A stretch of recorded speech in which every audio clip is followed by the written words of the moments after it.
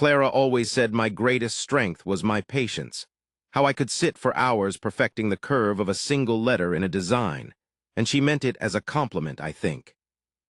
We had built a life together over 5 years, a comfortable world inside the sun-drenched loft apartment I had found and fallen in love with long before she moved in. Lately, though, that comfort had worn thin, replaced by a quiet, gnawing distance. So when she announced a week-long wellness retreat for work, a mandatory trip to a secluded resort a few hundred miles up the coast, a part of me was relieved. I thought the space might help us reset. I hugged her goodbye at the door, smelling the familiar scent of her gardenia perfume, and told her to have a good time. That night, I decided to treat myself to dinner at a little Italian place downtown I loved, the kind with checkered tablecloths and candles in wine bottles. And that's when I saw her. She was sitting on the patio, not at a secluded resort, but at a trendy bistro across the street, laughing, her head tilted back as a man I recognized as one of her wealthy clients leaned in close, his hand resting casually on her back. The world didn't crash down in a wave of noise, it just went silent. I felt the warmth of the bread in my hands turn to cold stone. I didn't storm over. I didn't shout. I just took out my phone, zoomed in as far as it would go, and took 3 perfectly clear pictures. Then I paid my bill and went home to the apartment that suddenly felt like a tomb. The lease was in my name, a simple month-to-month agreement that required a 60-day notice. Clara's name was nowhere on it. The next morning, I called my landlord, Mr. Henderson, a retired carpenter who lived downstairs, and gave my notice. I found a new place that same afternoon, a sterile, modern apartment on the other side of town. For the next 7 weeks, I became an actor in my own life. When Clara came home, glowing and talking about meditation and sunrise yoga, I just nodded. I let her stories of the retreat wash over me, a fantasy I was no longer a part of.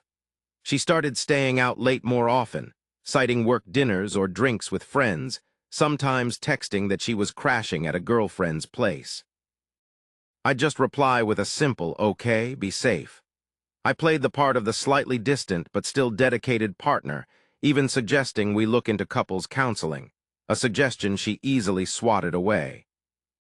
Mr. Henderson was my silent partner in crime. He scheduled viewings for the loft only when he knew Clara would be at work, or, as I suspected, with her client. He never said a word to her, his face a mask of grandfatherly indifference whenever they passed in the hall. The final Saturday arrived like any other. I woke up early. At 8 o'clock sharp, the doorbell rang. It was not a friend with a pickup truck, it was a professional moving crew, 3 large men in matching jumpsuits. Clara walked out of the bedroom, rubbing her eyes, a silk robe loosely tied at her waist. She looked from the men to the empty boxes they were already starting to assemble, and then to me, a confused smile on her face. "What is all this, Leo?" she asked. I didn't say anything. I just reached into my jacket pocket, pulled out the 3 photographs I had printed at a kiosk the day before, and laid them on the kitchen island. They were 5x7s, glossy and sharp. Her smile vanished. Her face went pale as she stared at the image of her own laughing face, so happy with another man. Just then, Mr. Henderson appeared at the open door, his expression grim. He informed her that my lease was terminated, and since she was not a registered tenant, she was now trespassing. He said the new tenants were moving in on Monday, and she had until midnight to remove her personal property, otherwise it would be considered abandoned and left on the curb. She looked around the apartment in a panic, as if seeing it for the first time. The sofa, the dining table, the bookshelves, the art on the walls, all of it was mine, collected over years. All she owned was her clothes, her books, and the little decorative things that now seemed so small and meaningless. The movers worked with brutal efficiency, leaving her belongings in a growing pile in the center of the living room. The last thing I saw as I walked out was her, standing amidst the wreckage of her things, her face a mask of stunned disbelief.